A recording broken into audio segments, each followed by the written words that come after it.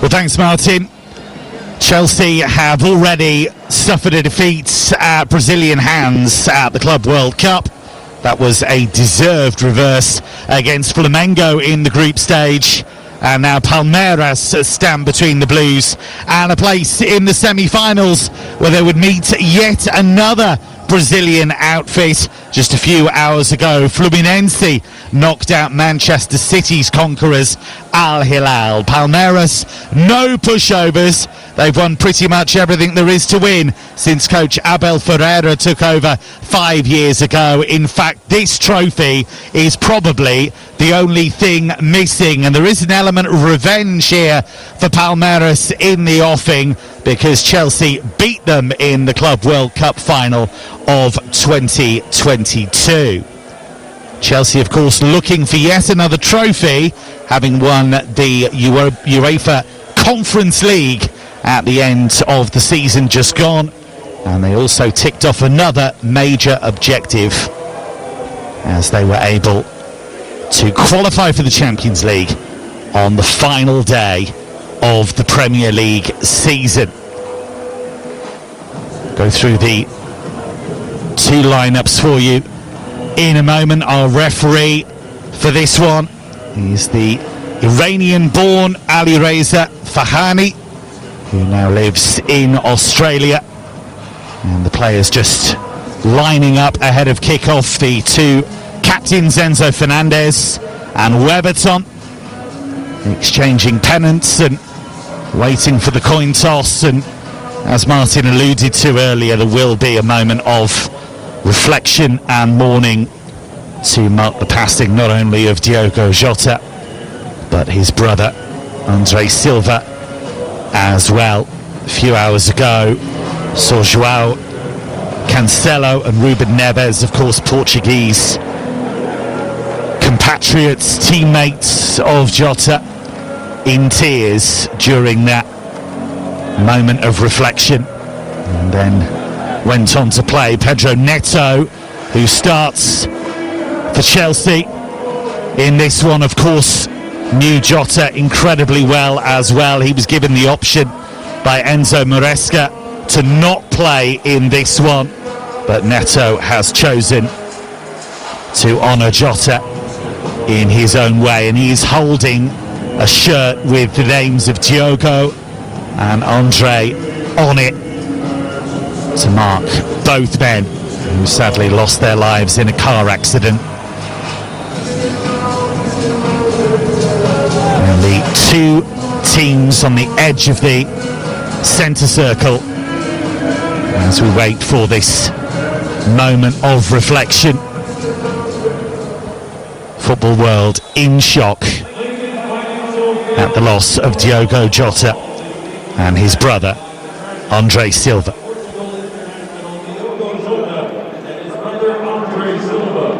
Please rise if you are able to activate a moment of silence in their memory. On behalf of FIFA and the wider football community, our thoughts are with their family, friends, and former teammates. May they rest in peace. The football world will remember Diogo Jota and his brother Andre Silva. News of a late change to the Chelsea team. Reece James injured in the warm-up, which means a first ever Chelsea start for Andre Santos, 2.5 years after signing for the club. He's been on loan at Strasbourg in Liga, and he's been very, very good for them. And he gets his first opportunity, but Scott Minto, that is a blow for Chelsea, because the whole idea was to move Reece James into midfield and stiffen up that part of the team. Well, that's right. You know, there's no Moises Caicedo because he's suspended. There's no Romeo Lavia because he's injured at the moment. So they're always going to be a bit of a problem there. So Reece James, who I thought played in midfield against Flamengo, and they didn't quite have the control that you certainly would wanted to have. But Andre Santos, he's more of an attacking player, midfielder. That's what Enzo Maresca has said. So there's not really a defending midfielder in that Chelsea midfield. It'd be interesting to see how that goes. Underway in Philadelphia then. Palmeiras and Chelsea looking for a place in the semi-finals. Fluminense await the winners. Fluminense who beat Al Hilal just a few hours ago, and Palmeiras in their bottle green shirts and white shorts, playing from left to right on the attack early on, and Vitor Roque with his first run. Malo Gusto comes across and concedes the first corner of the game just 30 seconds in. Yeah, and it was Gusto who gave the ball away, and I think he had a brilliant first season for Chelsea, but the season just gone not so much.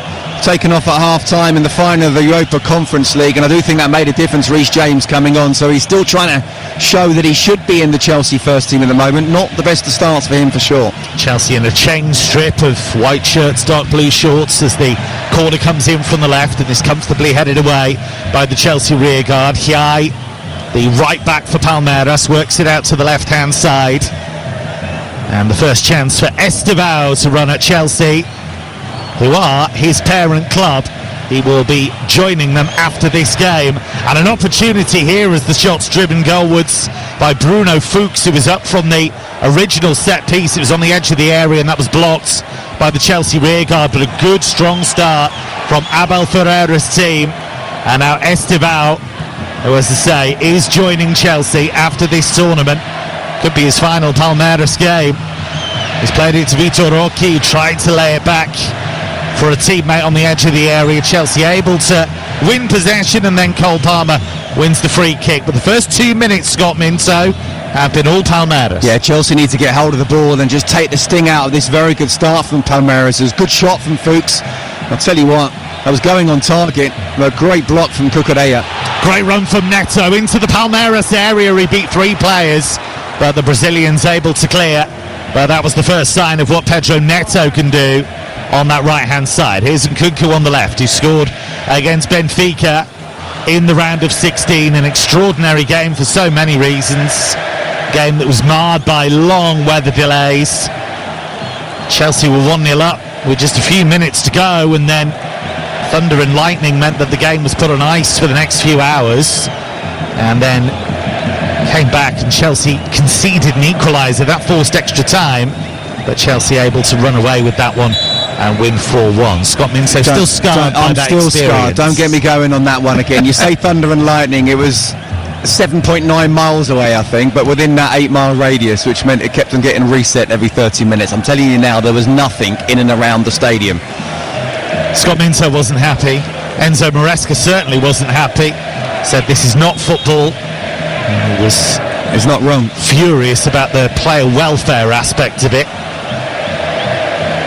The thing is, Kev, you know, we're all hoping there's not any kind of serious injury from these players who've had a really long season already, and you know, playing in these conditions where the bodies are already stretched to their limits, and when you've got a 2-hour delay for 4 more minutes, when there's no rain within the vicinity, but just someone said it's within the protocol of the 8 miles. I'm sorry, it's absolutely ridiculous. It's a thing that's well known to US sport in certain areas of the country, but it's anathema to football fans. It just doesn't happen generally in football. Chelsea gave the ball away cheaply in midfield there, and Palmeiras were looking to break in numbers, but now Cucurella wins it back for Chelsea and finds Cole Palmer, and a right foot shot's beaten away by Weberton. Got hold of that. Chelsea on the move again. Nice little turn on the edge of the area. The right foot shot is charged down, and Chelsea were on the front foot there with Cole Palmer, and eventually they force a corner on the far side, the Chelsea right, as we look at it, and Weberton given his first test by Cole Palmer. Yeah, really good play first of all from Marc Cucurella, moving into midfield, getting the ball to Cole Palmer. He shapes as he normally does, gets it onto his right foot. It's a good shot, it's a good save as well, receives the ball again, and in the end Palmeiras just managed to get it out from a corner. But we want to see more of Cole Palmer, don't we? Every Chelsea fan knows the class that he's got. Hasn't quite been there in the second half of the season. Get him on the ball though. They played the corner short, and Malo Gusto works it out to Cole Palmer, who plays it across to the unmistakable Cucurella. It's a commentator's gift for him to have that hair. You are never ever going to mistake him for anybody else. Here's Enzo Fernandez, the World Cup winner. Took that trophy with Argentina alongside Messi and company. Still a lot of room to grow for Enzo Fernandez, and there's also room to grow for the man he's just passed to, Andre Santos. His first start at long last for Chelsea. He's been on loan at Strasbourg. He's been getting rave reviews, helped them into Europe. And Liam Rosenior has done a very good job coaching them.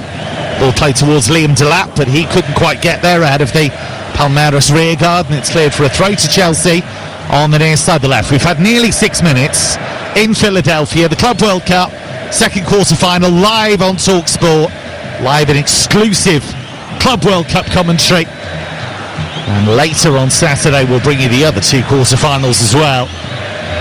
Here's Nkunku, inside left channel, 30 yards out, thinks about the shot, rolls it towards Enzo Fernandez, but Palmeiras able to clear, and now Alan, the young winger, will try and bring it away, the 21-year-old, and he was defeated there by a brilliant challenge from Andre Santos, and that's what Andre Santos is going to have to do. He does do a fair bit of that. He works hard in midfield, and with Reece James injured in the warm-up, he's got big boots to fill. Here come Chelsea down the right with Neto. Neto rolls it into the feet of Delap. Malo Gusto tried to cross it in, but again Palmeiras clear, and now Vitor Roque is able to pump his arms and legs and run at Chalobah. Chalobah with a problem here. Roque into the penalty area, still going, but he ran out of real estate really. There was nobody helping him, but it's swept up well by Rios, the Colombian. Richard Rios, curling ball across to the right, and there's Cucurella to head it out of play. The target was Alan on this near side, the right, and Palmeiras looking to keep the pressure on. Good game this, really good game. Chelsea, obviously we know the quality they have, haven't quite been at full steam ahead in the tournament. Palmeiras, you could argue the same as well, but they've started off really well. I like the way that Cole Palmer has brought the ball down, and also Liam Delap getting involved, but Palmeiras with Vitor Roque out front looks very, very sharp. It was a really forceful challenge from Cucurella that got Chelsea on the move. Palmeiras wanted a free kick, but our Iranian-Australian referee, Alireza Fahani, shook his head, but Palmeiras still with a player down. Palmeiras have enjoyed a golden era under their Portuguese coach Abel Ferreira since he arrived in 2020. They've won 2 league titles, the Brazilian Cup and the Brazilian Super Cup, 3 state championships, the Recopa Sudamericana. They've been crowned as South American champions twice, and they also reached the final of the 2022 Club World Cup. And who did they lose to? Of course, they lost to Chelsea. Yeah, but apart from that, what have they done? Exactly. He's done Set a great the bar job. very low, hasn't he, Abel? Very low. No, but he has done a great job, and you know, not many of these players on the pitch were involved. Certainly not with Chelsea in that Club World Cup game a good few years ago. But he was the manager then, and you know that will be in the back of his mind. He'll just want to try and say no, it's all about tonight, and it is, of course. But he'll also just want to try and get a little bit of revenge of what happened there. It's not an easy thing to do, to come in as a non-Brazilian coach. I know obviously speaking Portuguese really helps, but in terms of the culture of it, it's going to be interesting to see how Carlo Ancelotti does in the national team job. There was a lot of opposition to that, and Abel Ferreira has flown the flag for European coaches in Brazil. Here's Enzo Fernandez back to Marc Cucurella. 9 minutes gone in Philadelphia in the Club World Cup quarter-finals here on TalkSport. The former Chelsea defender Scott Minto alongside Kevin Hatchard for this one. Cucurella with a sweeping ball. He's found Malo Gusto. Right foot cross towards Enzo at the far post. He wins the header, but Weverton is able to come and get it, and the 37-year-old can get Palmeiras on the move. And it's a strong run through midfield here by Rios, and he works it out to the right-hand side, and Estival with a couple of step-overs into the penalty area, to the byline, and Cucurella got there. Got a touch to the ball and sent it behind for the corner, and Cucurella giving Estival an earful there, just maybe giving him a few tips ahead of his move to Chelsea. He's saying, yeah, you be careful, you're going to be a teammate of mine soon, don't make me look too silly. But we know the class that he's got, we know why Chelsea have spent the money that they have, and just a little step over. Played on the left in the last game, I think he prefers playing on the right and being that inverted winger. And that way, as a fullback, I can tell you, not quite sure which way they're going to go. Look, Cucurella did really well to stop the cross there. It's going to be a corner to Palmeiras from the near side, the right. As we look at it, Alan ready to take it. He's got Bruno Fuchs up from the back at the far post. He goes towards the far post, and Robert Sanchez is able to make a clean catch at chest height, wearing an eye-burning shade of orange in this one. And he's able to bowl the ball out quickly. Here's Malo Gusto just inside the Palmeiras half. Chelsea have had a mixed tournament so far. They beat LAFC 2-0 in a rather low-key opener, but they lost 3-1 against Flamengo. 3-0 win over Esperance. The Tunisians saw them through to the last 16, and then had that crazy weather-affected win over Benfica by 4-1. Free kick given to Chelsea here, and they've got on with it. Enzo Fernandez just to the left of the centre circle, and he works it back to Chalobah, who came through the Chelsea youth ranks. He was on loan at Crystal Palace halfway through last season, and he was recalled, and that caused a bit of a stir. I think a lot of Chelsea fans felt he'd been messed about a bit, but ended up being a first-team player. Here's Malo Gusto charging down the right, gets the cross in towards the near post. It was Enzo Fernandez who attacked it. He wants a corner, and the Chelsea captain is not going to get one, and Palmeiras survive. Goal kick. Well, it was really good play for Malo Gusto. As I say, he's not quite had the season he wanted.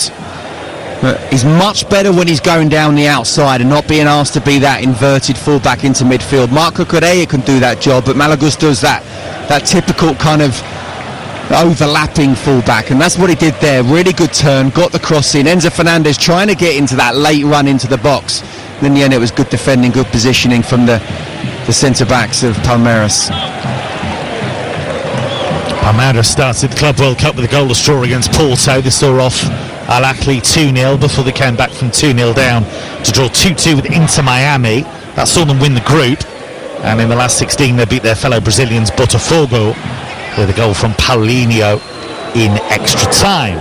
So both of these teams came through extra time in the last 16. Cole Palmer on the move, sweeping ball to Nkunku, edge of the area, cuts it in his right foot, the ball runs loose, shot by Enzo Fernandez on the follow-up, and that was blocked by Palmeiras on the edge of the area. Richard Rios goes and wins it, and wins the free kick in his right back area. Now Delap's having a bit of a heated chat with Hiai. Enzo Fernandez has got involved. So Enzo Fernandez and Hiai, two Argentinians at the heart of things. But Liam Delap does what Liam Delap does. You know, he went in there, he wasn't even anywhere near the ball. Just pushed over the defender. He wasn't happy at all. He got up. Liam Delap just a little quick square, and then he walked away. He plays on the line, but he rarely goes over the edge. You know, we talked about Nicholas Jackson earlier with Martin about how, 4 minutes on the pitch and didn't even have time to get any kind of physical battle with the defenders, and yet he does what he does. And yet Liam Delap, he just pushed over Jai there. Didn't need to do that. I mean, really, it's a little bit of ill discipline, because he was nowhere near and he's giving the ball away, giving a free kick away, but he always is playing on the edge, but he knows where the line is, whereas Nicholas Jackson still doesn't seem to at the moment. Nicholas Jackson goes quite a way past the line from time to time, but I do still think there's a terrific player in there. Ball given away cheaply by Palmeiras in midfield to Andre Santos. What a great opportunity for him. His first start for Chelsea on the world stage. He's done so well in Liga, and now he can really put down a marker ahead of the new season. Cucurella infield to Andre Santos, who, in fairness to him, has made a very composed start to the game. He must be nervous to some extent.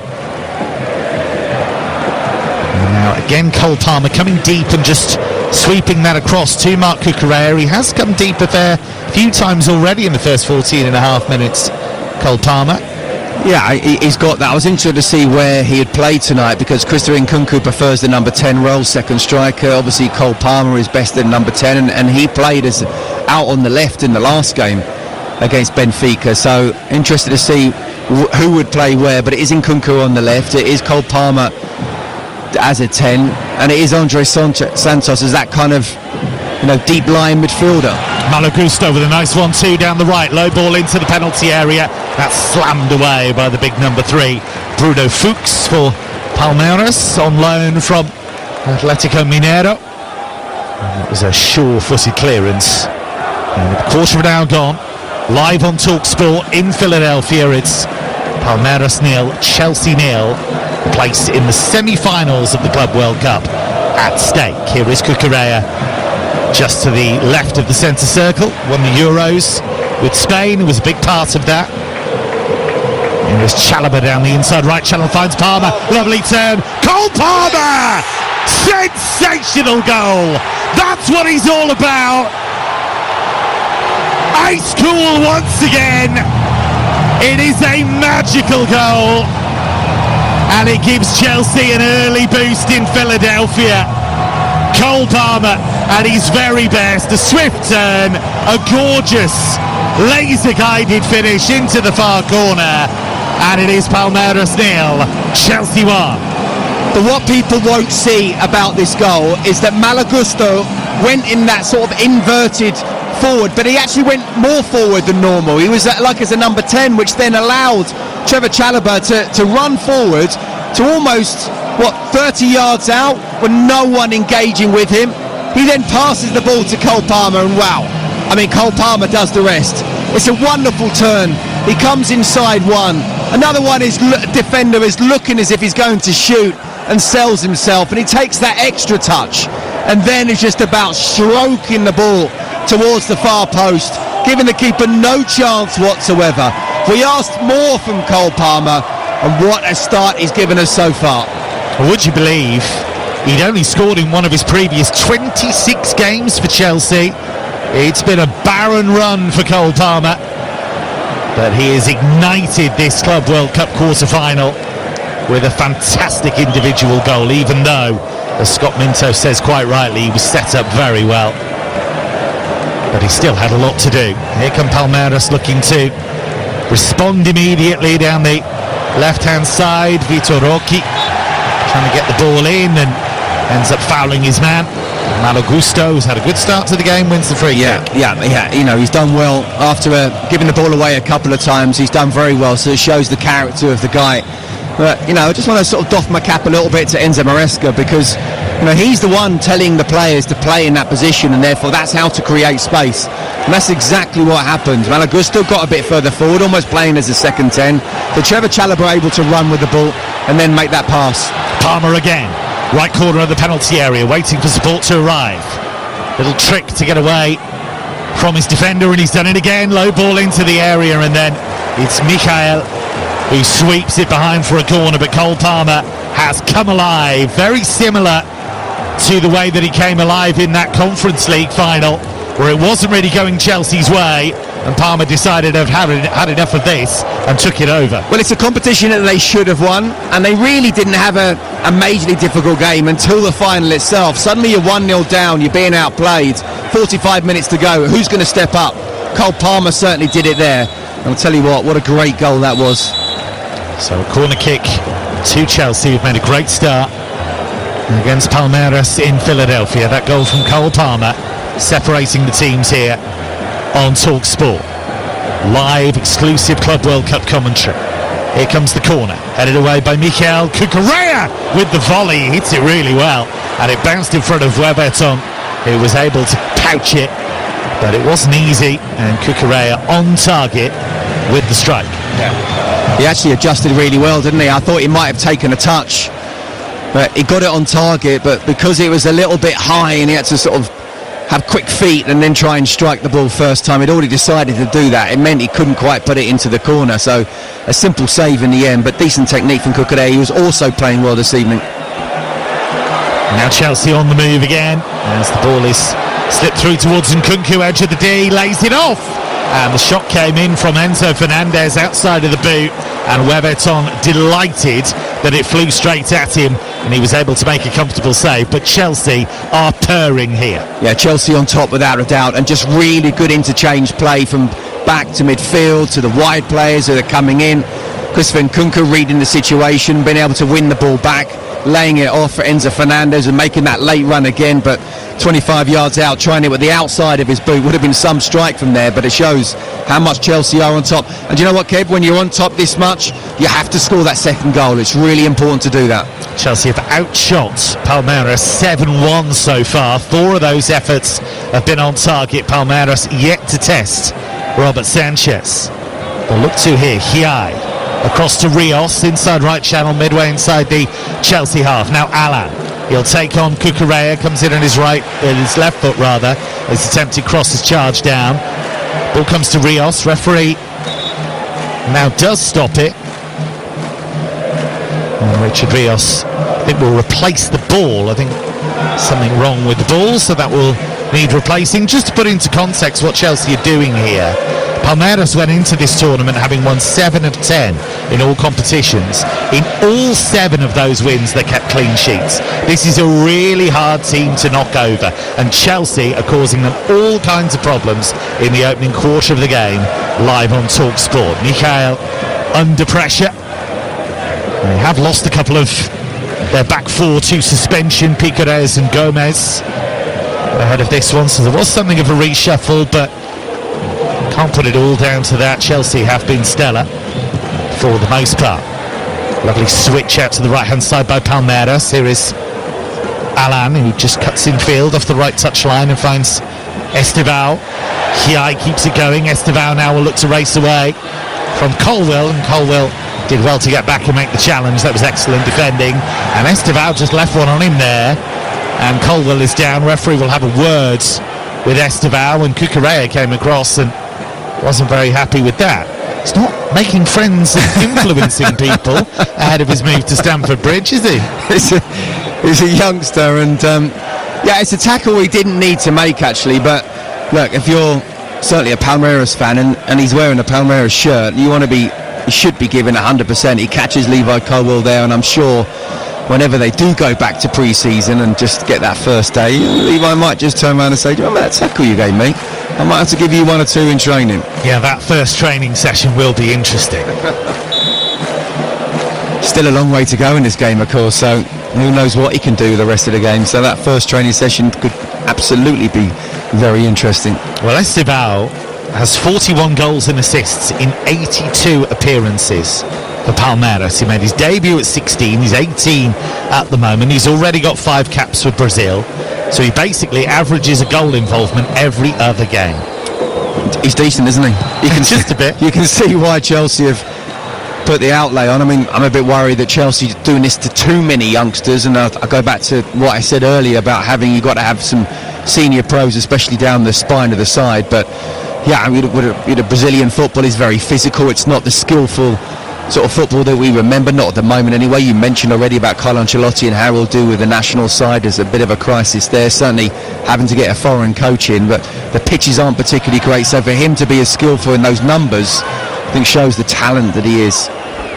Yes, Alan, nice turn just to the left of the centre circle, but Enzo Fernandez got a boot in, and Chelsea are looking very confident here, and here is Neto with room to manoeuvre on the right touchline.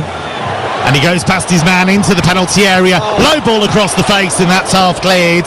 Malo Gusto will collect it down on the left-hand side. He waits for the contact from Estevao, and that's a cheaply given away free kick.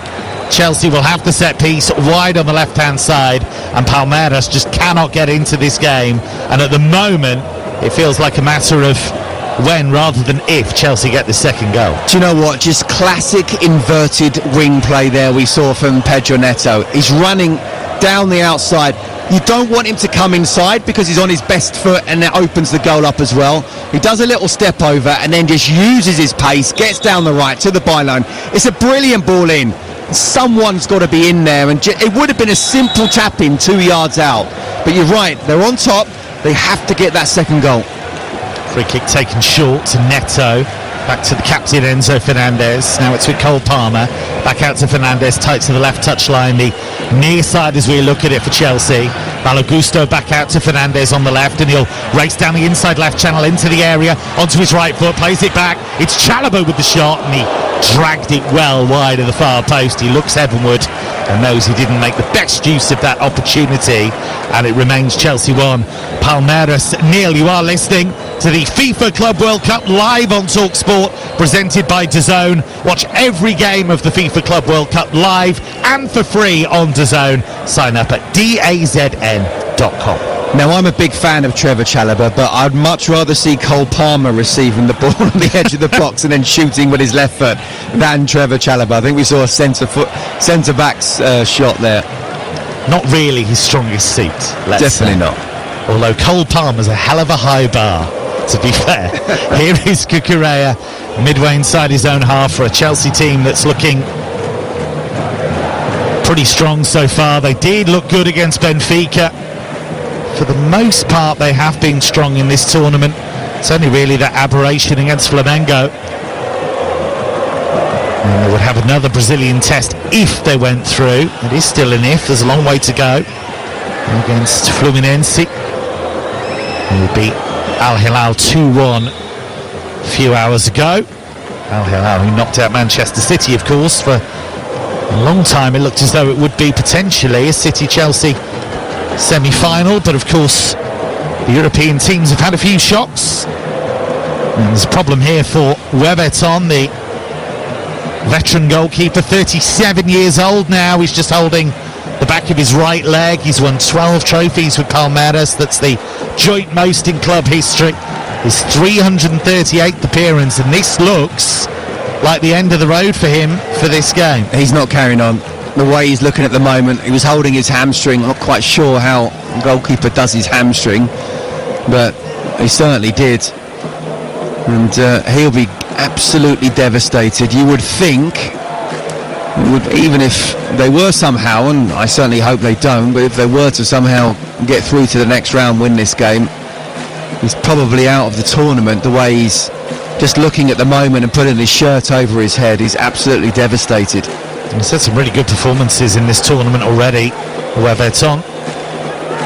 But they may well have to make a change here, Palmeiras, and nothing is really going their way. Tactically, Scott Minto, what have Chelsea done well in the opening exchanges here? Well, you remember the first few minutes, we were saying about how Palmeiras actually started well, and Chelsea, one, were giving the ball away, and then two, were a little bit too open. I think defensively they shored up. I think Andres Santos has made some really good tackles in there, and as I say, he's not really a, Maresca's even said himself, he's more of an attacking midfielder, but he's the deep lying midfielder. But then there's also just little patterns of play. Cole Palmer's got involved, Malagusto has gone down the right hand side, Marco Correa's come inside.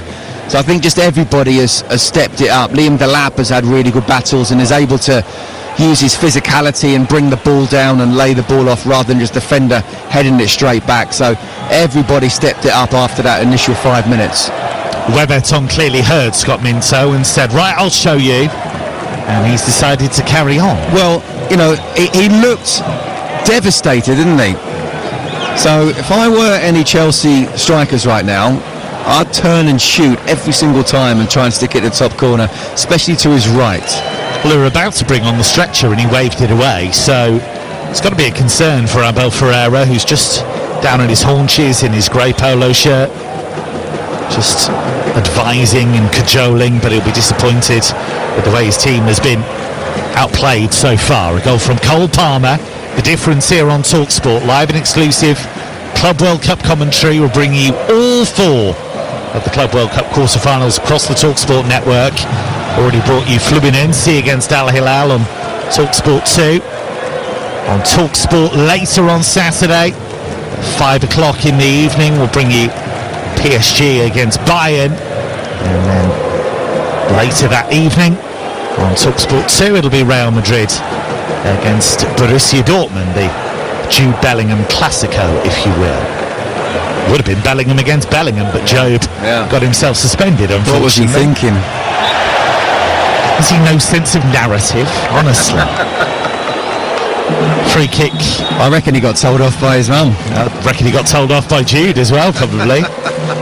Delap has just absolutely crashed into Alan. He is an extraordinary player to watch, Delap, sometimes.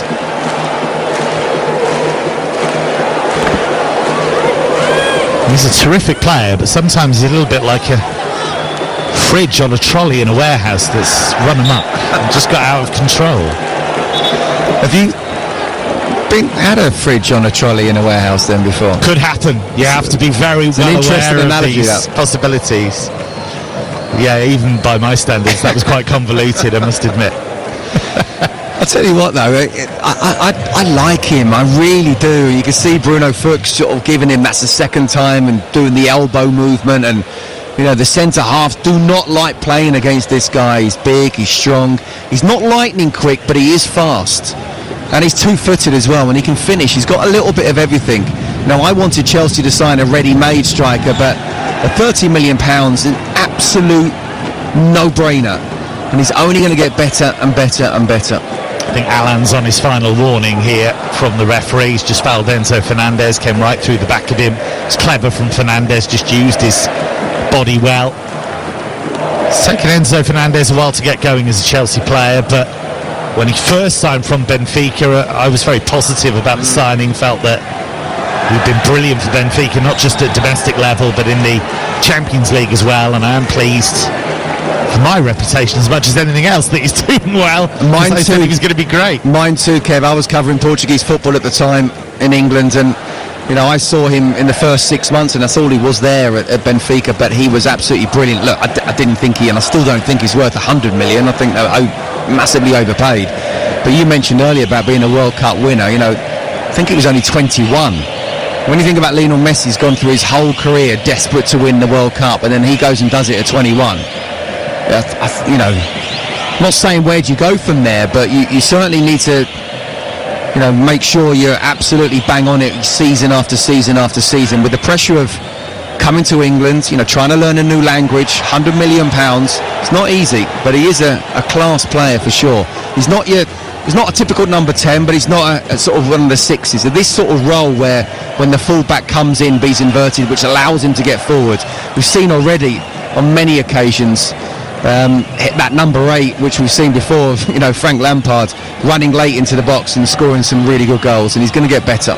Ball played here to Palmer, right edge of the area, low ball in towards Delap, and that's swept behind by Bruno Fuchs, who bangs the turf in frustration at his teammates. Cole Palmer with another darting run into the penalty area, and Palmeiras knock it behind for the corner. And this is why I like Cole Palmer as a 10. Yes, he can play on the right, and actually showed the other game that he can play on the left, but as a number 10 he can go where he wants to go, and he's just finding pockets of space. He's clever enough to do that, real football intelligence, and then with his skill and technique he's able to create something. 33rd minute, Palmeiras 0, Chelsea 1. Here come Chelsea from the corner. Andre Santos with the cross, that was only half cleared.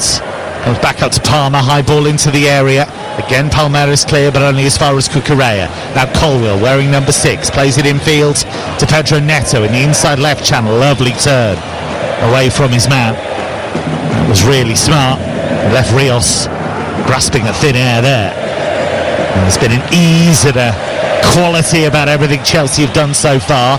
Ball just rattled into the feet of Delap with his back to goal. Now Enzo Fernandez, left corner of the penalty area, and Kunku, left edge of the box, back to Enzo Fernandez, and he just chips it out to the right, and Malo Gusto just juggles the ball for a little while and allows it to reach Cole Palmer. Malo Gusto now trying to dart in field, low ball to the edge of the area for Delap, who's battling. It comes to Cole Palmer, going to get the shot away, he finds Kunku, and he's curled it over the top from the inside left channel. It's the kind of area he usually adores, but on this occasion he gets right underneath it, and that's a Palmeiras goal kick. Right, first of all, fantastic forward play from Liam Delap.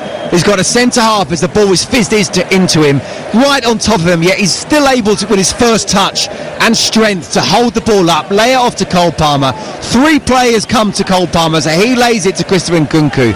And it's one of those where, as it comes, he's on the inside left position, just inside the box, and a little bit outside the goal, but only a yard or so. It's absolutely crying out for that. Go to the far post and curl it in. That's what he tried. But you have to hit the target if you're going to hit it first time, and that's not what he did. Great opportunity wasted.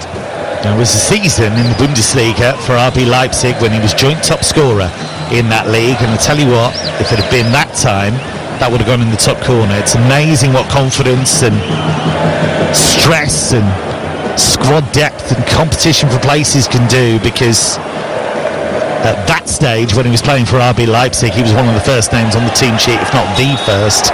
At Chelsea, has never been like that. No, I think that injury he had in his first pre-season, where he and Nicholas Jackson looked like they were working so well together, and then he was out for practically the whole season, really set him back, not just physically but mentally and psychologically. And every time I saw him come on, the season just gone, he was a shadow of the player that, as you say, was playing in Germany and also looked like he could be for Chelsea in that first pre-season. Enzo Fernandez has just welcomed Estevao to Chelsea. He's just left him in a heap on the floor.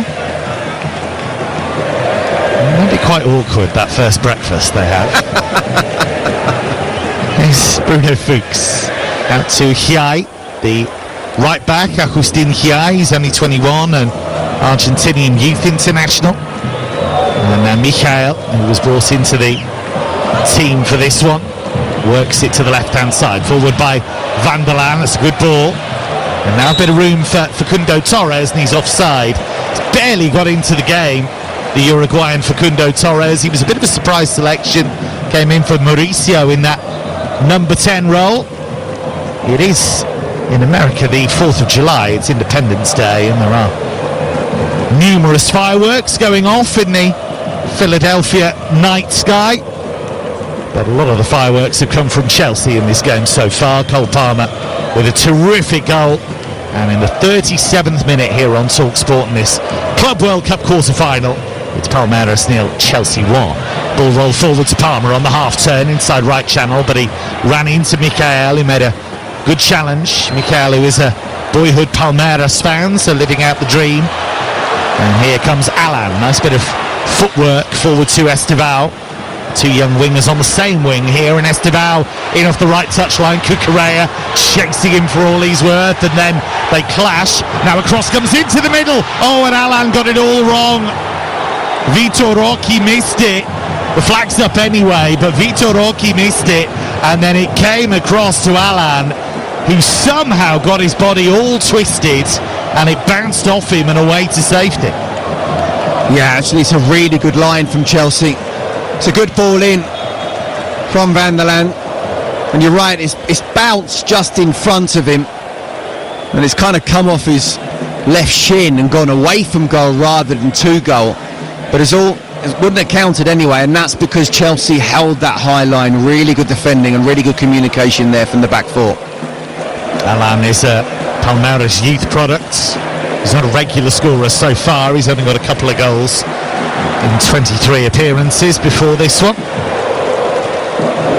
Forward by Cucurella, who has made it his mission to make Estevao's life difficult, it seems, and that's a very Cucurella thing to do. Do you know what? He's one of those. First of all, I've got to say, I really respect him. When he first came to Chelsea, he had such a tough first season, looked like 60 million wasted, and yet the way he came back, I thought he was superb in the second season for club and country.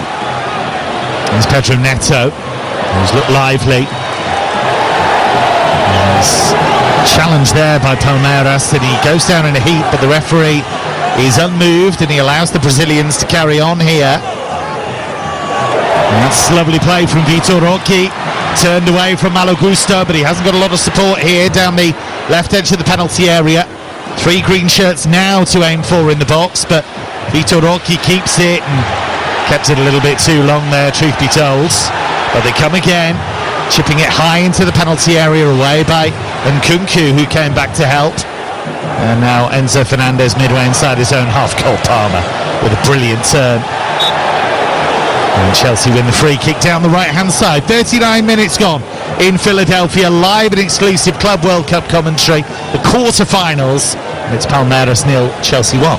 Yeah, just to finish on Marc Cucurella, is one of those where that sort of flowing hair, he always looks like in the middle of the action, but you know, at left back it's not easy to affect a game, but he does, whether it's bobbing down the wing or going as that inverted midfielder or getting into the box and scoring goals. You know, the goal that comes to mind straight away is the winner against Manchester United, which was brilliant. But you know, very, very good player. He's one of those that's so annoying if you're against him, but you really want him on your side if you are. But I like the way the referee's playing here, and you know, Andre Santos went down trying to buy a foul. He said, no, I'm not having that. Palmeiras nearly had another opportunity off the back of it. Then Cole Palmer again getting involved. It's a really good game, this one. I'm just slightly concerned still that Chelsea is so on top and it's only 1-0. Ball swept forward towards Liam Delap, but Palmeiras clear, and then there's a really mistimed challenge, I felt, from Malo Gusto. And the yellow card is shown to the Frenchman, and that's the first caution of the game. And I have to say, I think that was fully warranted for Malo Gusto there. Yeah, I mean, he didn't need to go in like that. It was a really good turn from Mikel, and he's just dived in. I mean, one thing you don't want is a centre-half to be doing a little quality turn on you. But just stay on your feet, because now he's got the rest of the game where he can't afford to make one mistake, not from a tackling point of view anyway. Not a Scott Minto type of turn, that one then? Yeah, well, I'd take the type of turn. I thought you were going to say a Scott Minto tackle there. Well, that was the subtext, maybe. Ball cleared by Enzo Fernandez, not once but twice. 41 minutes on the watch in Philadelphia, live on TalkSport, this Club World Cup quarter-final. Palmeiras 0, Chelsea 1. Of course, there are some really big European hitters on the other side of the draw, and we'll bring you both PSG against Bayern and Real Madrid against Dortmund later on Saturday. You'll hear both of those live across the TalkSport network. Here's Esteval, lays it off to Hiai. It's a lovely ball to the far post, and the header straight into the floor from Van der Laan. It bounced up, and it was a comfortable save for Robert Sanchez, but it was a gorgeous cross to the far post, and Van der Laan really should have done better. He hasn't scored a goal since October 2022, and you can see why. Well, I should be in the left-back union here, but that was a left-back's header at the far post, wasn't it? I mean, yes, he got it on target, but there's a really good opportunity for Palmeiras to come back into this game. And look, if you look at the stats, you know, that was the first shot on target for them. 70% to 30 for Chelsea, and 9-1 total shots up until that particular moment. So the stats say that Chelsea are absolutely dominating in this game, and yet you do get the feeling with Vitor Roque and Esteval and other players as well that they have the ability to create something if Chelsea switch off. And we saw the game against Flamengo, even though they didn't play particularly well in the first half, they were 1-0 up. Suddenly bang bang in the second half, and they're 2-1 down.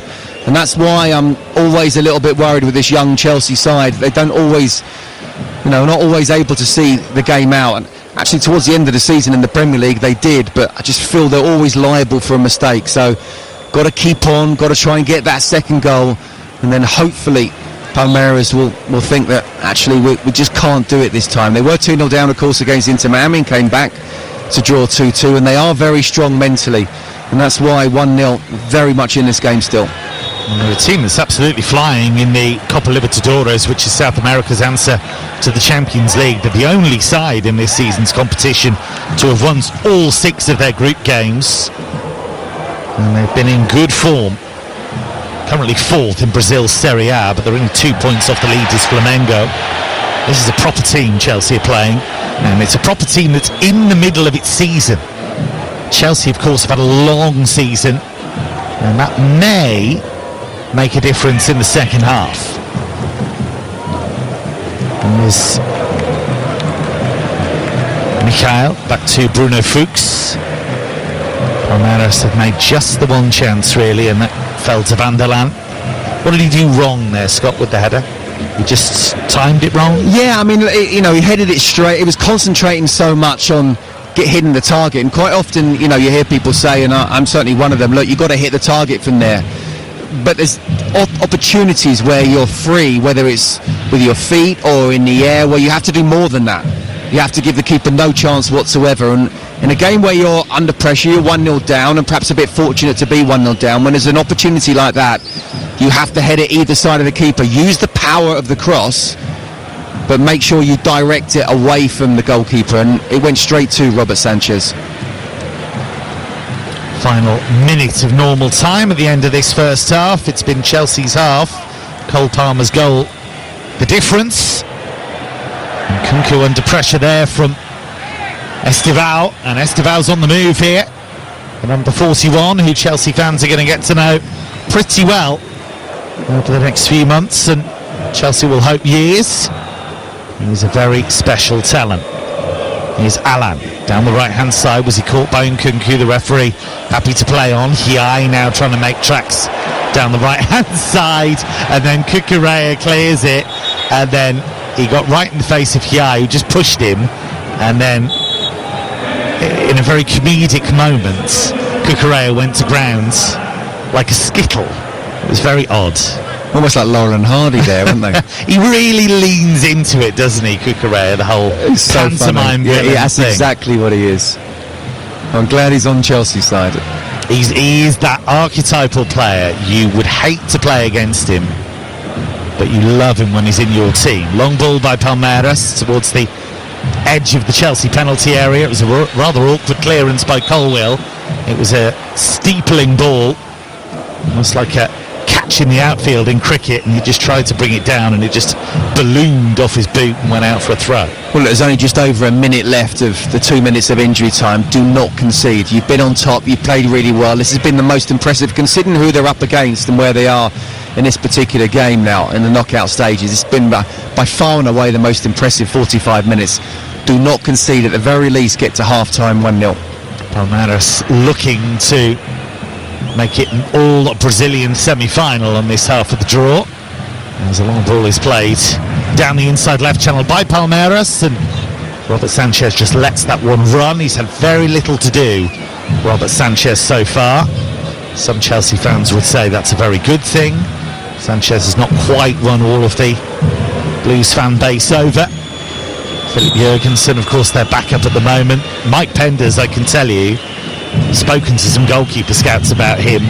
He was a very popular choice all around Europe before Chelsea got him. And there's a lot of goalkeeper scouts who know a lot more about keeping than I do, who believe he's going to be a superstar in the long term. And a yellow card is shown to Liam Delap. And he's been mixing it with those defenders all half. And finally the referee's patience has worn thin, and he shows the yellow card. He just elbowed his man there. It was Rios he clashed with, and the referee's had enough of that. And Delap is still arguing with him, and he will miss the semi-final should Chelsea get there. So that's a blow for him personally, but so far so good for Chelsea. Cole Palmer's terrific goal lit up this quarter-final. Chelsea have been the dominant force, but they haven't found that second goal. So Palmeiras are still in this one. Half-time in Philadelphia in this Club World Cup quarter-final. It is Palmeiras 0, Chelsea 1. Thanks, Martin. So Chelsea, as things stand, 45 minutes away from the semi-finals of this expanded Club World Cup, a tournament they have won before in its previous iteration. And it would be another boost to the Enzo Maresca reign. He's already delivered, of course, the Conference League, which he was expected to do. Perhaps more meaningful was that Champions League qualification. But Chelsea have a clear plan in the transfer market, in the sense that they believe that the right thing to do is to bring in all these young players on long contracts, and they believe they're ahead of the game in that regard. That's all very well, but you have to deliver on the pitch, and so far so good in Philadelphia for this one. Palmeiras, this means a lot to them, as it does to all the South American clubs, really. If you look through the history of this tournament, it's always been seen, especially by the Brazilian clubs and the Argentinian clubs, as huge opportunity to test themselves against the top European clubs. So they will not want to let this opportunity pass lightly. And Scott Minto, how do Palmeiras get back into the game? Well, I think, you know, I'm sort of thinking with my Chelsea head on that really Chelsea didn't want half-time to come, so it's one of those where they got to start again. We saw in the first 5 minutes of the first half, Palmeiras came at Chelsea and really tried to play with high intensity, and that's what they have to do. They have to get hold of the ball more in midfield. They have to get the wide players, they're three just behind Vitor Roque, a little bit more involved, and they have to give him quality ball. They've not really given him quality ball in good positions.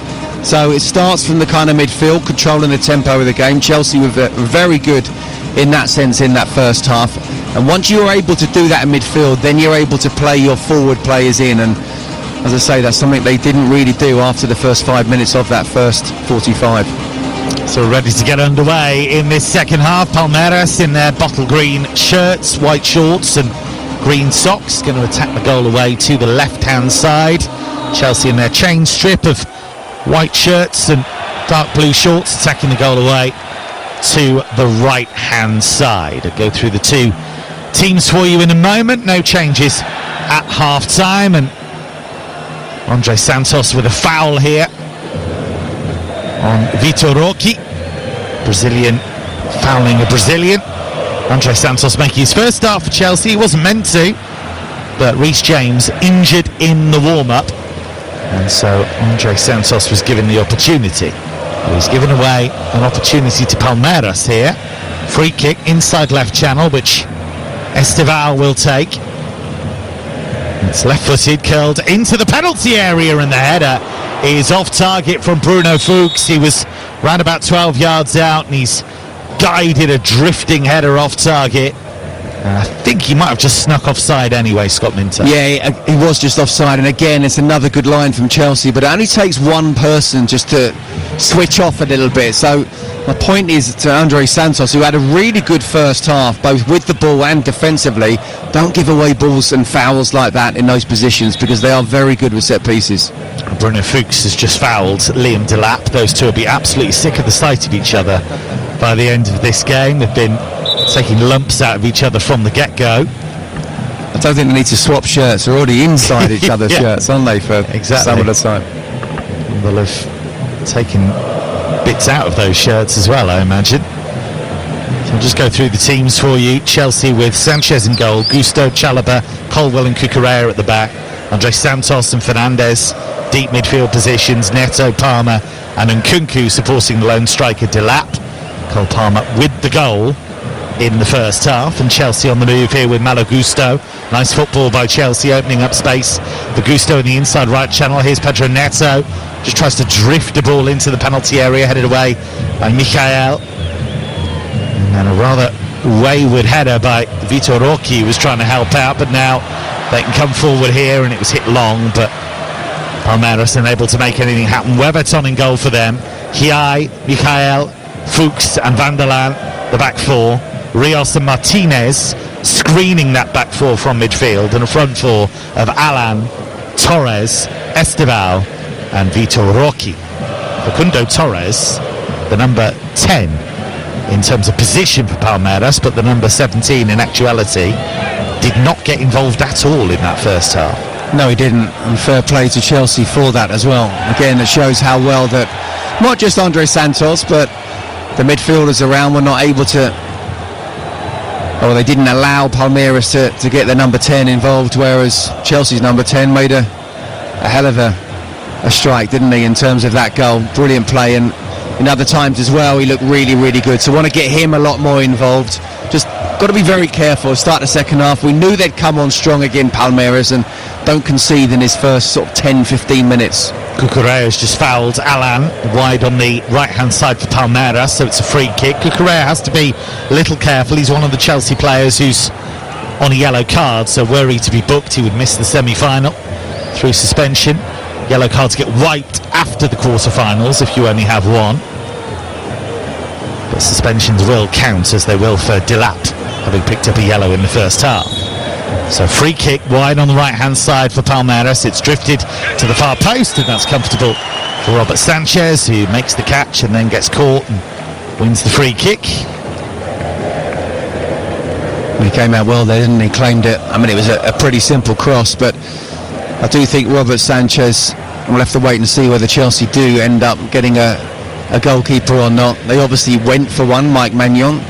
Didn't want to spend the money that Milan wanted, but we get the feeling that they probably will try and get one. Ironically enough, he's probably shown his best form in a Chelsea shirt towards the end of the season, and here he's been pretty solid as well, but I still feel they need to get a top class striker, a goalkeeper in. It's not my money, but my gut feeling was that Chelsea made quite a big mistake by not paying that money for Mike Maignan, but there we go. Here's Van der Laan. I agree. Down the left for Palmeiras. He plays it back to Rios, the Colombian. Nice little 1-2 in midfield between him and Emiliano Martinez, his holding midfield partner. And Cucurella again with the foul on Alan, and he's riding his luck a bit here. Cucurella, the referee's patience is being stretched pretty thin here. Ali Reza Fahani. And Cucurella, I don't think, has many of those left in the tank. No, it was one of those where he got really tight, but you know, all it takes is, because Alan wasn't going to try and touch the ball. He's right on the touchline, and his first touch, it meant the ball would have gone out. So the moment he gets a little bit of contact, he's always going to go down. So, you know, normally again, Cucurella talked about how annoying he can be, but you know, I think he's a really, really good player, one of the top left backs in the Premier League. But there, we just got to read the situation and just lay off Alan there.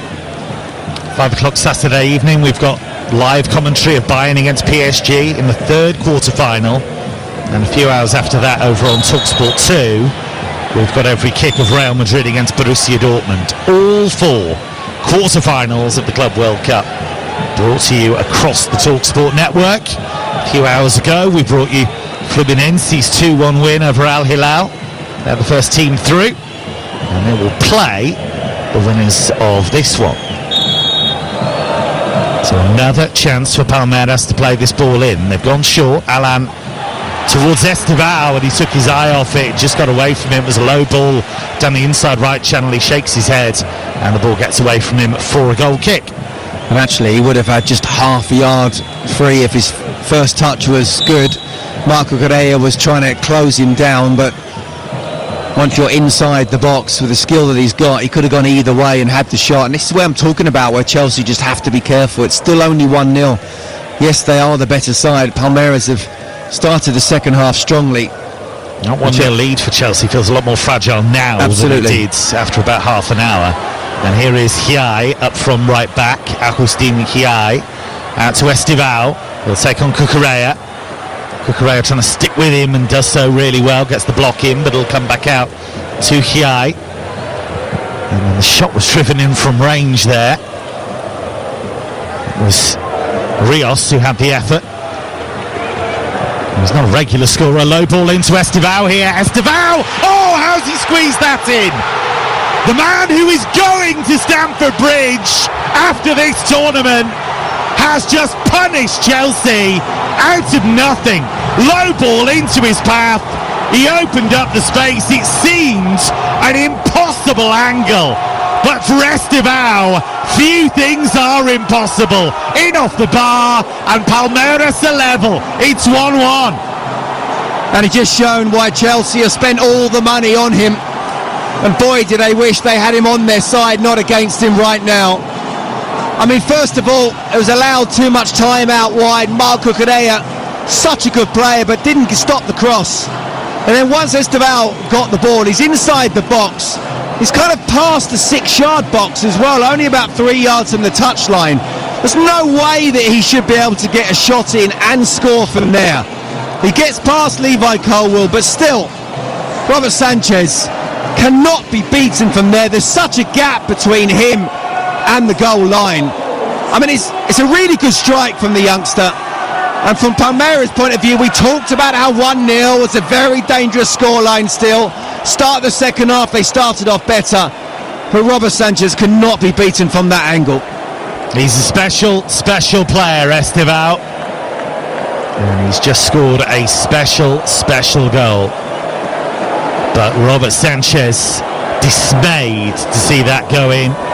Chelsea are reacting immediately by making a change. Liam Delap coming off. He's been replaced by... well, they're taking off 2 actually. Delap and Nkunku going off, and it is a debut in a Chelsea shirt for João Pedro, who's only just joined the club from Brighton, and Noni Madueke has come on for Christopher Nkunku. Scott Minto, what do you make of that? Well, isn't it interesting that Nicholas Jackson is on the bench? João Pedro's only just been signed, and a few days ago was on the beach keeping up the ball, and yet he's putting faith in him rather than Jackson. So João Pedro and Noni Madueke are on, and it is Nkunku and Delap who go off. Do you feel Chelsea needed that boost, a double change. Yeah, I mean, when you asked me what can Palmeiras do, I said about stepping up the intensity, but from Chelsea's point of view, they didn't really want the half-time to come. And Palmeiras, to be fair to them, have started this second half very well indeed. And here they come again down the left-hand side with the left-back Vanderlaan. Palmeiras showing there are no pushovers. Chelsea had it all their own way in the first half. Brazilian side created so little, but that goal from Estevao has changed the complexion completely in Philadelphia. And he's now 1-1 at 10 minutes into the second half. Could be another late one, Kev. It could be. It already is. Ball played down the left-hand side to Vitor Roque for Palmeiras, but just ran out of room. Andre Santos now plays it forward to Chelsea, who need to regain their dominance here. Malo Gusto charging into space through the middle. He's got options left and right here, finds Madueke. Noni Madueke with the shot left-footed, and that deflects off a defender and goes behind for a corner. It was Hiai who made the block. Just a wonderful first-time pass from Cole Palmer with his right foot. Seeing the run inside from Malo Gusto, who runs with the ball 20-30 yards, lays it to Noni Madueke. Just want him to do a little bit of a skill. It was a little bit too easy to take the touch and shoot. The defender's already got the line there. So you've got to do something where there's a little bit of skill, feint to shoot, come inside or out. But at least Chelsea have got a corner. From the left-hand side towards the near post, flicked on. Goalkeeper started to come, changed his mind. João Pedro takes up possession. Former Watford and Brighton man, he plays the cross in, it's only half away. Ball comes out to Cole Palmer. Inside right channel, he just dropped the shoulder, get away from Vitor Roque. And across now to Malo Gusto. Malo Gusto forward to Pedro Neto. He's got Alan for company, so he goes infield to Enzo Fernandez. 30 yards out inside left channel for Chelsea, who've been pegged back in this second half. They led against Flamengo and lost 3-1. Is history repeating itself against Brazilian opposition? And Pedro Neto loses it to Estevao, who's got the bit between his teeth here, but he went to ground and the referee unmoved. Charge here by Malo Gusto down the left. He had Alan for company. Malo Gusto goes down, just holding his face, and Agustin Hiai was suggesting that it was a bit of a dive, but to be honest, it looked anything but. He was caught with a flailing arm there, Malo Gusto. No, he did get caught. I have to say the referee made the right decision there, because he's come across. He tried to take on two players when it just wasn't on. He needed to try and pass it there. We know he's quick and he's good down the line, but he asked a bit too much of himself there. And do you know what? The whole psychology of this game has shifted now. You can hear the fans of Palmeiras. Chelsea fans are trying to make themselves as loud as possible. Enzo Maresca's coming off the bench telling everyone to calm down. Yeah, it's amazing, Kev, honestly. You know, same group of players, yet you have that 15-minute half-time and suddenly you come out and you're literally starting again. And Palmeiras started the first half well, said be wary of the second half, and that's exactly what happened.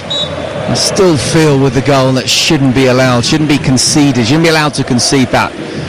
Chelsea are better than that. Weverton clears long here towards Facundo Torres. Rare touch for him, the Uruguayan. And Madueke trying to carry it down the left-hand side for Chelsea. 59th minute here on TalkSport. Palmeiras 1, Chelsea 1. Chelsea led early on through Cole Palmer. They were the better team by quite some distance in the first period, but Palmeiras have come roaring back early in this second half in Philadelphia.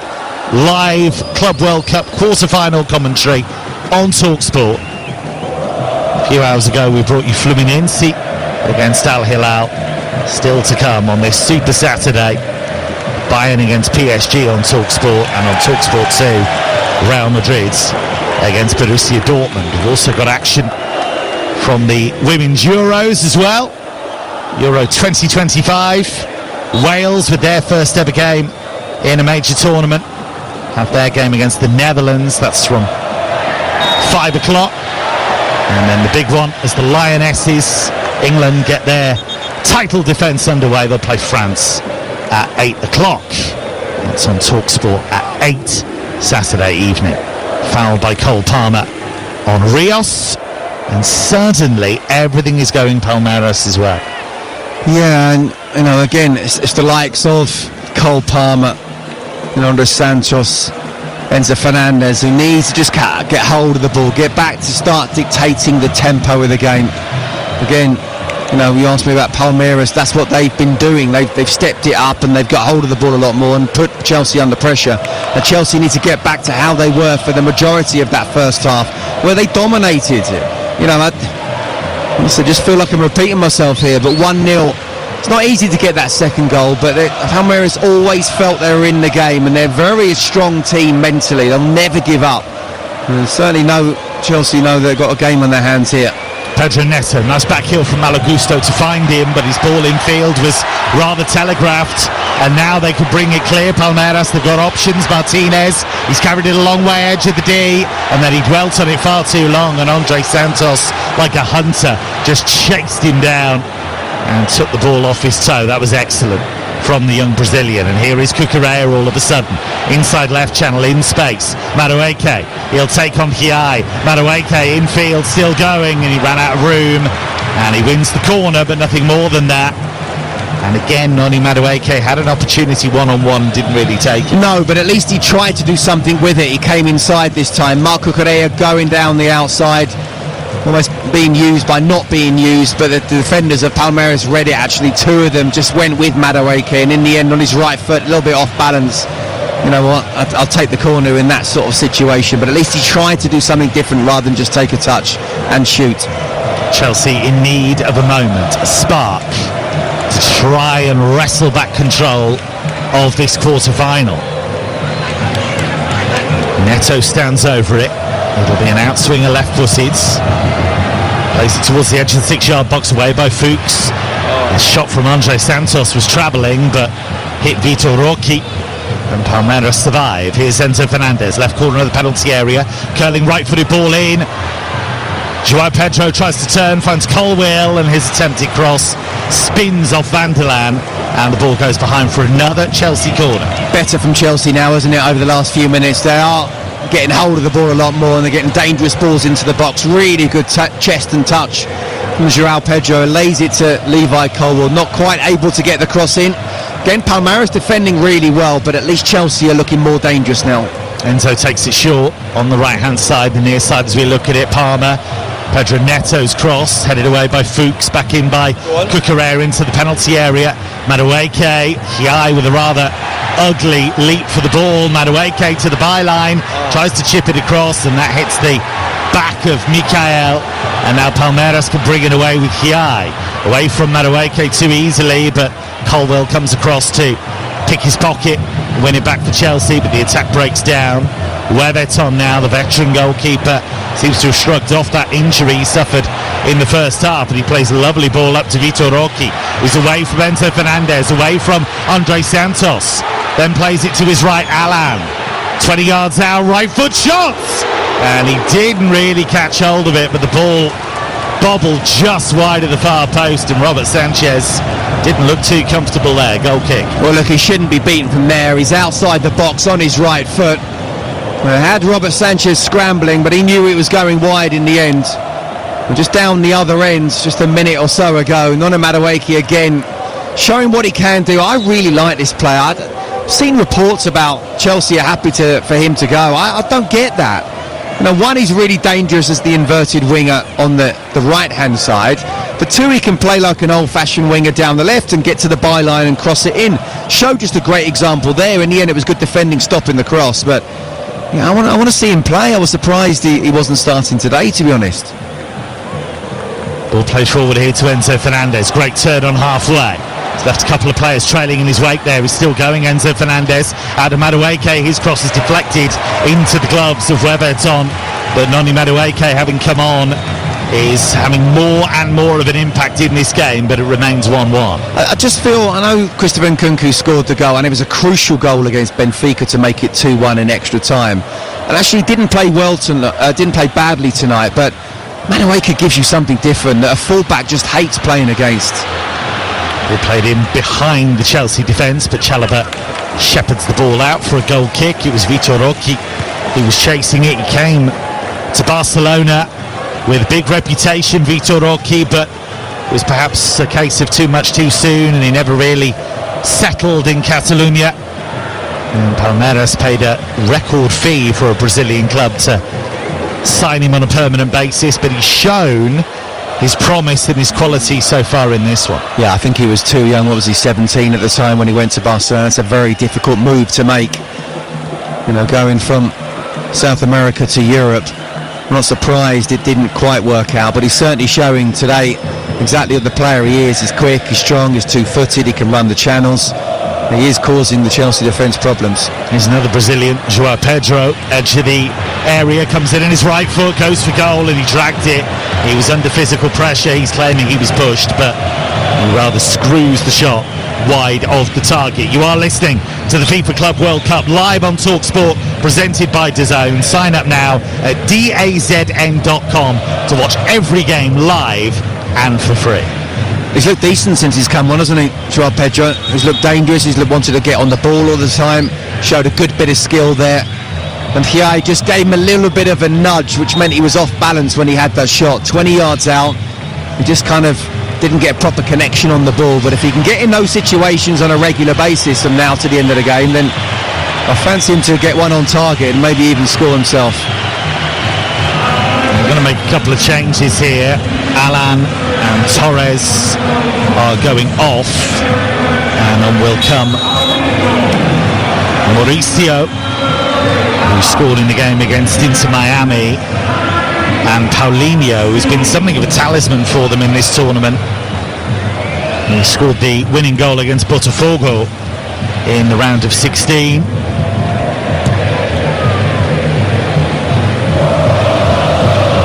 Also scored the equaliser against Inter Miami when they came back from 2-0 down to draw 2-2. He's a player that has European experience, Paulinho. Had a spell with Bayer Leverkusen in Germany. Was rather wrecked by injury, that spell. A serious knee problem that kept him out for the best part of a year. Never really managed to lock down a regular place after that, but certainly a player with great promise. Palmeiras just banging the ball down the right-hand side. We're moving towards the final quarter of the normal time. And at the moment, this quarter-final is deadlocked, 1-1 between Palmeiras and Chelsea. Live Club World Cup coverage on TalkSport. Ball played by João Pedro out to Noni Madueke. Noni Madueke in off the left touchline. Finds João Pedro. Has it opened up, he's got into the box, away from 2, away from 3, cuts it back, and it's behind by Mikael, but actually it's not going to be a corner, it'll be a goal kick, because the referee and the linesman deemed that João Pedro took the ball out of play. Yeah, it was just out, but brilliant play already from João Pedro there. First of all from Noni Madueke and giving him the ball. I like to see Madueke direct, and he's looking like that. He lays the ball off to João Pedro, who just such close control, and he's able to go past 2 defenders, and then he tried to go past the third and just overstretched it in the end, which meant that he couldn't keep it on target or on the pitch. But already he's looked really dangerous, so just try and give him the ball as much as possible. When someone's playing like this, you know, he's not the type of person to go in behind like a Liam Delap can, or Nicholas Jackson certainly can, but coming to feet, he's looked dangerous, and him and Cole Palmer, want to see them have a little partnerships. Paulinho in the inside left channel, midway inside the Chelsea half. He's a tricky customer, the number 10, but he's dwelt on that far too long, and Andre Santos able to win the ball from him. Andre Santos has had a really encouraging first start for Chelsea. Robert Sanchez wasn't encouraging from a Blues point of view there, because it took far too long to get rid of the ball, nearly got caught out. But here's Enzo Fernandez down the left for Chelsea, cuts inside in his right foot, slides the ball towards Malo Gusto, tried to let it run. Cole Palmer was the intended recipient, and now a loose touch from Malo Gusto sent it out of play for a Palmeiras throw-in. Scott Minto, how do you see this one at the moment? Do you know what? I've no idea. I mean, glad I asked. Yeah, all results are possible, and by that I mean could easily go to extra time. Palmeiras have got back into it. They do get strong in the second half, I mentioned that. Actually, Chelsea are normally stronger in the second half as well. If Chelsea can get Joao Pedro and Cole Palmer into the game, and as Pedro drops off, nice little 1-2s and little touches between themselves, and I really think they can hurt this Palmeiras defence. But there's no doubt about it, Palmeiras will be thinking, we can go on and win this, but I would not be surprised if we're sitting here at the start of extra time. Here is Cucurella, just to the left of the centre circle for a Chelsea team that led early on through Cole Palmer. Looked as though they might get a second goal, but didn't make that happen. And Palmeiras rewarded for a really fierce start to the second half. Here's Richard Rios, the Colombian, 21 caps for his country, trying to continue the run down that right-hand side, but Chelsea covering through Colwill. But Palmeiras have it now. Martinez across to Paulinho, inside left channel, approaching the area, slides it into the box. It's played across and then smashed behind by Colwill. It was great work, run by Paulinho first, Mauricio involved. He jammed it across the penalty area and Chelsea dealt with the danger. Absolutely brilliant defending from Levi Colwill. Just saw it actually 30 or so seconds before. But as the ball developed down the left-hand side, he made sure his attacker didn't get across him. He always, from a physical point of view, got his arm up, making sure, no, you're not going to do that. So when the ball came in, he was there first. That's brilliant centre-back play. It's the Palmeiras fans who are bouncing in Philadelphia. They believe that their team can go on and win this, having come from behind. They have this corner from the left. Estebao takes it. It's over here. Michael, the big centre-back, is going to collect it ahead of Cucurella, and then Mauricio just goes all the way back to halfway, and Hiai and Palmeiras clearly energised by what their coach Abel Ferreira said at half-time. They've come out, Scott, into a completely different team. Yeah, they have, but Chelsea should have expected that, really. You know, it is difficult. It's not easy to suddenly pick up again where you left off, where we talked about how dominant they were, and the stats certainly show that. But yeah, you just make sure you don't concede, and it's just such a poor goal to concede. It really was. Chalobah wins the ball in the right-back zone for Chelsea, but gives the ball away really cheaply. And now Paulinho will take it down the left wing for Palmeiras, wearing green, pushing forwards. Estevao, who's stunning equaliser, has created deadlock in this second Club World Cup quarter-final. We had a winner in normal time in quarter-final number 1. 2-1 victory for Fluminense. Will we get that here? Nice turn by Paulinho into space, onto his right foot, tried to slide it square, and there was an important foot in there by Enzo Fernandez, and now Madueke can lead the charge on the left, the far side as we look at it for Chelsea. Madueke up against Hiai. Twisting, turning, looking for a way through, finds a way into the box, and his cross is deflected behind for the corner off Bruno Fuchs, and Madueke's caused them all kinds of problems. It's a Chelsea corner. It's brilliant wing play. You know, again, he's playing on the left-hand side, so almost the old-fashioned winger. He's running with the ball, he's standing his full-back up, he's going again. Fuchs is having to come across to help out his full-back. Again, you're looking, you know, I think it's really positive substitutions. I would argue Madueke should have been on the pitch from the start. Not surprised about Joao Pedro, but those two players looking very dangerous to Chelsea at the moment. 74th minute in Philadelphia. On TalkSport, live Club World Cup commentary. Palmeiras 1, Chelsea 1. Chelsea looking to go ahead for the second time. Pedro Neto's corner, flicked on by Colwill. Joao Pedro tries to keep it alive, down split. Cucurella, that's wild on his weaker right foot, right underneath it, and it sails over the crossbar. But again, really encouraging work from Joao Pedro. He is looking good, isn't he? He looks one of those players who, well, actually may well have been offside if the goal had been developed as he came back. It's one of those players where it looks like he's always got time. You know, and Cole Palmer's another one of those that the game is played at his pace. Looks like he's playing a little bit slower, but no one can get close to him. I think already he's showing what he can do in a Chelsea shirt. He's not been without his flaws. He's have sent off at times. He's had training ground altercations, but the talent is undeniable. You could see that when he was at Watford. There were games where he was the best player on the pitch by such a large margin. Going to be a couple more changes here for Palmeiras. As Vitor Roque takes it down the left-hand side for the Brazilians, they're going to make a change in midfield. Emiliano Martinez is going off and he'll be replaced by Anibal Moreno, who was a doubt for the game with injury actually. And that's a like-for-like change at the heart of midfield for them. Anibal Moreno, who is an Argentinian, signed from Racing Club. And another change, Jose Manuel Lopez, who scored against Al Ahly earlier in the tournament, and was brought into the attack.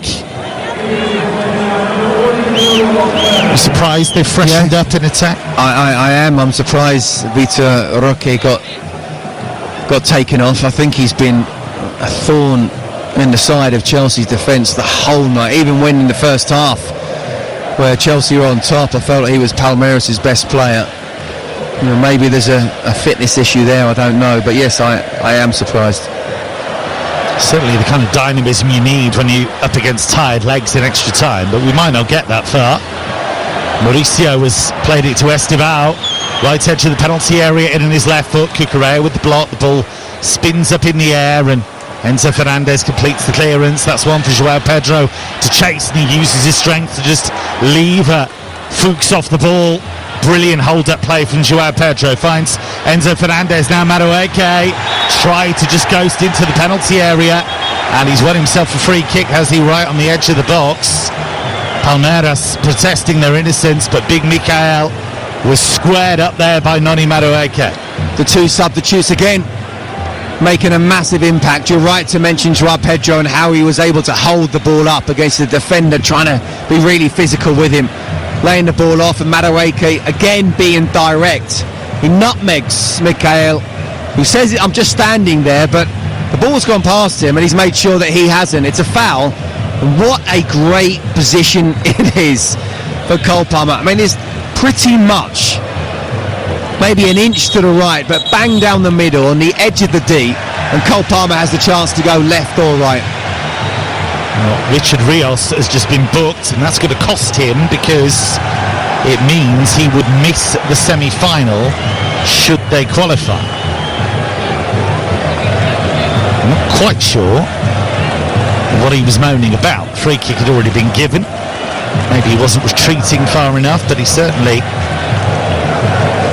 had that shifty look, as well, it said something he shouldn't have. Yeah, in this tournament, if you're not the captain, you're not allowed to go up to the referee, so clearly he did and said something, and even if it's not even question decision or question decision in a nice way, it's a yellow card. So can Cole Palmer deliver for Chelsea here? 78th minute in Philadelphia, a free kick on the edge of the area, set up for a left footer. Weberton leaning on his post, organising his wall. Palmer just drying his face on his jersey. It's only just to the right of centre. Enzo Fernandez standing over it as well, but I'd be surprised if Cole Palmer doesn't take this. It's a big old wall. How much can the goalkeeper see? Referee making sure that the requisite distance back. Will it be Fernandez or will it be Palmer? Big moment this for Chelsea. It's Palmer and it hits the wall, and the ball loops out for a throw. And we gave Cole Palmer the big build-up, but he couldn't beat that big wall. I mean, you've got the guy lying behind the wall. By the time they've taken the wall, they're at least a yard, if not two, in front of the guy who obviously can't move. So the referee has got to see that. And in terms of the defender whose header has come off, he must have been only 6 or 7 yards away from the ball. Palmer's tried to go goalkeeper's side as well, which is interesting. He was actually trying to bend it round the wall and hit a man who was separate from the wall. Probably trying to do the old eyes, you know, making him think that he's going to go up and over the wall. Yeah. I don't think it was the best strike in the world, but still, the referee should sort that out. Madueke involved again. João Pedro has looked really sharp. Enzo Maresca, the Chelsea boss, did say he was happy with how João Pedro had looked in training, and cross there from Cucurella is deflected into the gloves of Weberton off a Palmeiras boot. 80th minute. Palmeiras won, Chelsea won in this Club World Cup quarter-final. If we have to, we'll go to extra time, and if we have to, we'll have penalties. Remember, both of these teams came through extra time in the round of 16. Jose Manuel Lopez on the end of a crunching challenge, but a fair challenge. And Palmeiras have retained possession. Here is Lopez, finds Paulinho, left edge of the penalty area. He'll go on the outside, and his cross is gobbled up by Robert Sanchez, who now looks to get on with it and boot it long for João Pedro, who is giving Bruno Fuchs a fair few problems. Fuchs thought he was okay once he'd seen off Liam Delap, and then to his horror saw João Pedro come on. It's not always fair being a defender, is it? I do feel though there are times when you catch the ball and you kick it out quickly. Other times where it's just not on. There was two defenders on João Pedro there, and if you're going to just kick it, it's got to be a low ping, not a high one. Great work from João Pedro to sweep it to Madueke into the penalty area. Left hand side, it looked as though he was going to get chopped, and he kept on going. He was honest, and then his cross was too close to Weberton, but Hiai had a bit of a nibble at him there, and he kept on going. Well, I tell you what, Hiai did really, really well there, because he knows that the winger's faster than him. Madueke's going past him every time, and as he went to ground, he didn't actually make the tackle. Here's Estival, right edge of the area, tried to play it to Lopez, but Chelsea had enough bodies back there. Game is opening up. Neither of these teams really want extra time.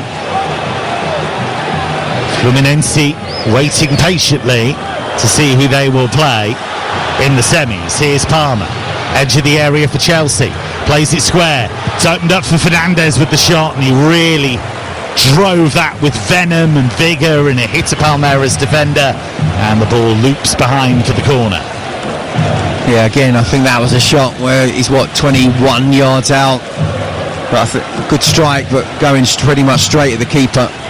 Defenders of Palmeiras, they're doing well though, aren't they, whenever they're under pressure, and it is becoming very stretched and open, but they're making sure they're getting the bodies in the right place. Played the corner to Palmer, Enzo Fernandez into the area, and the ball is deflected in!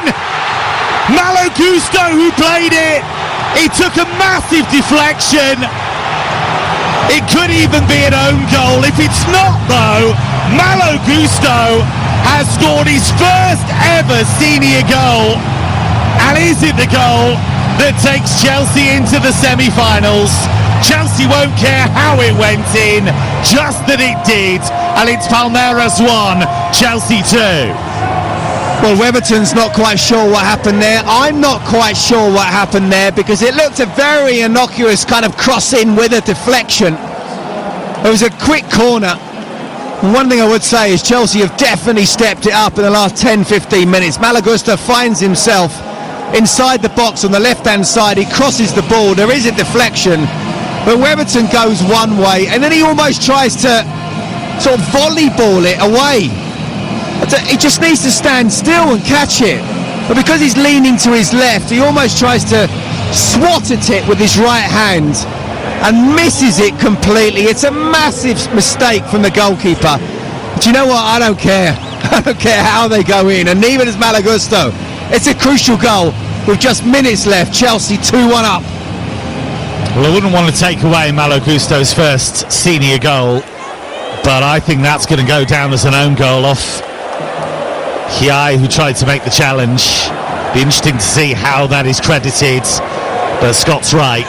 Chelsea won't care, because as things stand, they are heading for the semi-finals. They've actually given it as a Weberton own goal, but I'm not quite sure how that can be the case. I'm not sure about that. It's either Malo Gusto's goal, or it's gone in off the defender.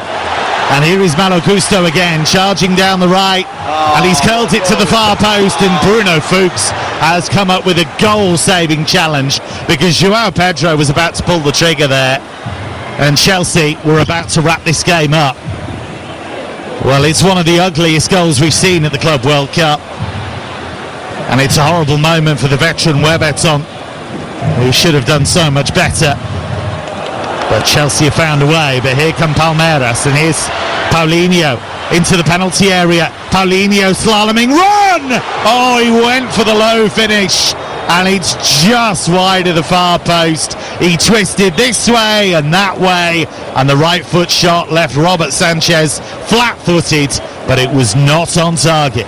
My goodness, he knows how to come off the bench and make defences struggle. He's scored, and he still might, who knows, but great pace first of all. He shapes the shoot on his left foot, comes inside, almost goes within 3 players, past 3 Chelsea players. Robert Sanchez looks beaten, but thankfully it goes the other side of the post. And just a few minutes, well, not even a few minutes, a minute earlier as well, wonderful ball from Malagusto, just in behind the Palmeiras defence. And you're right, Fuchs does so well just to get a touch on it, because João Pedro was waiting on his own.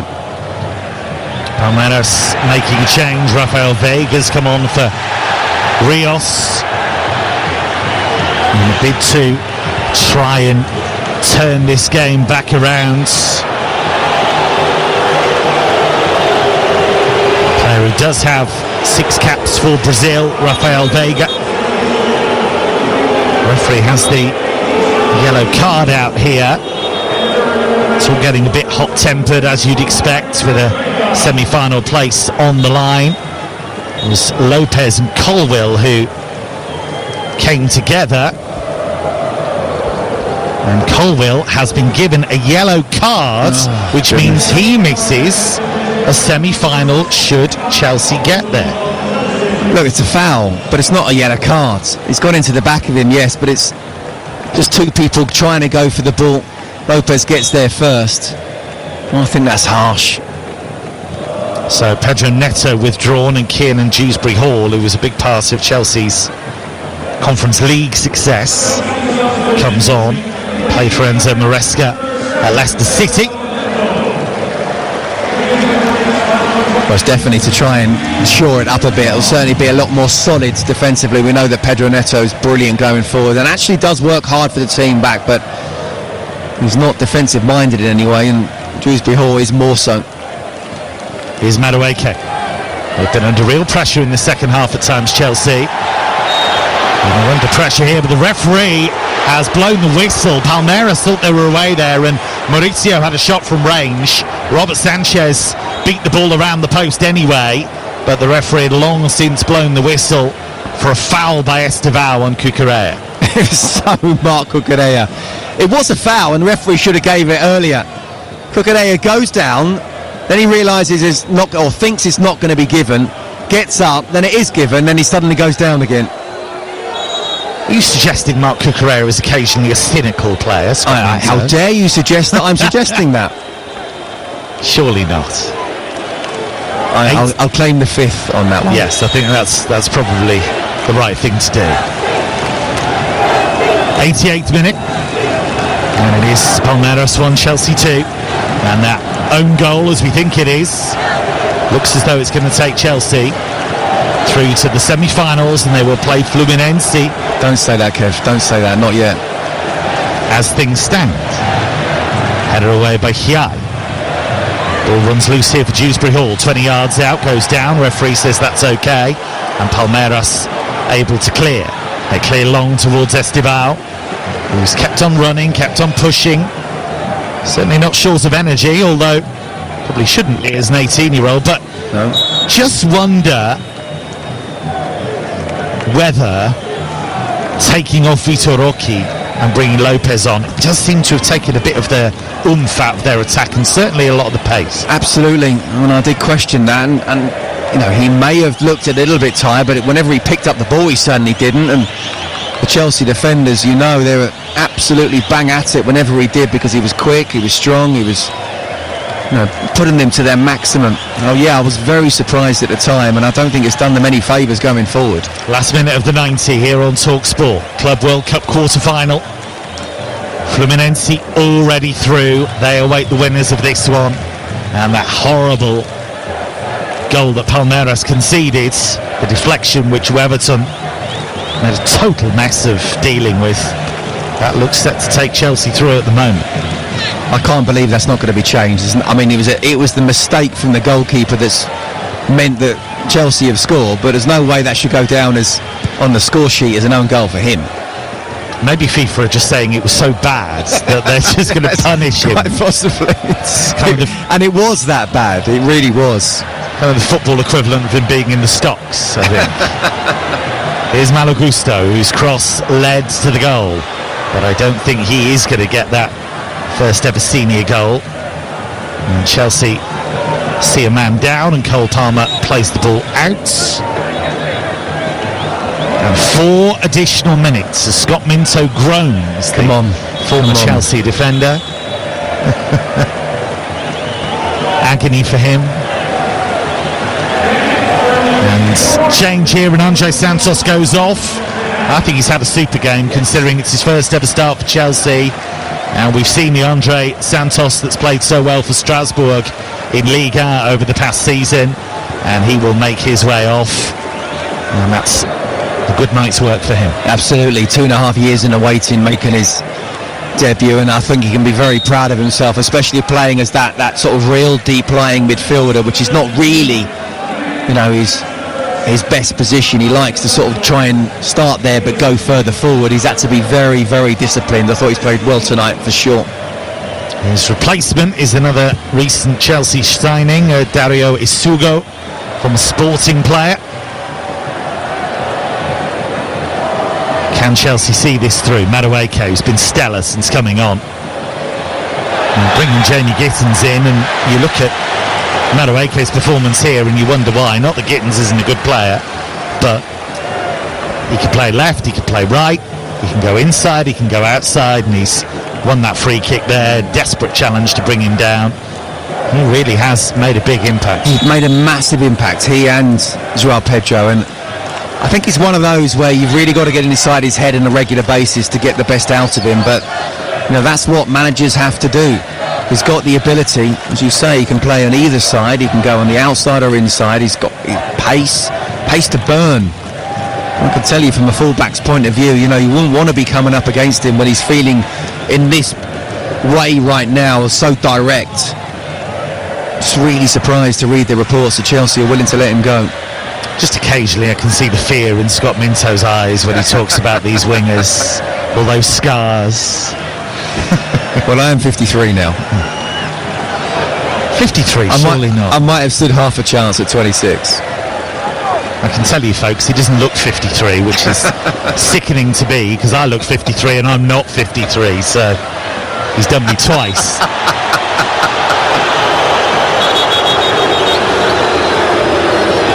And it is Chelsea leading by 2-1. And make sure you get involved and call into us here on TalkSport. Give us your views after the game. If you're Chelsea fans who've been listening, can you go all the way and win the Club World Cup? Don't you feel your team has been playing? Here's Joao Pedro. Can he finish it off? Slaloming run. Plays it to Madueke. Left foot shot. What a good save by Webberton. He's taken that onto the near post. Well, he hasn't quite made up for his error, but at least partially there with a really strong reaction save. Yeah, absolutely. And again, the two substitutes making the difference. Joao Pedro coming inside, looking like he's going to shoot, but he lays it off to Madueke. Touch shot. It's a really good save.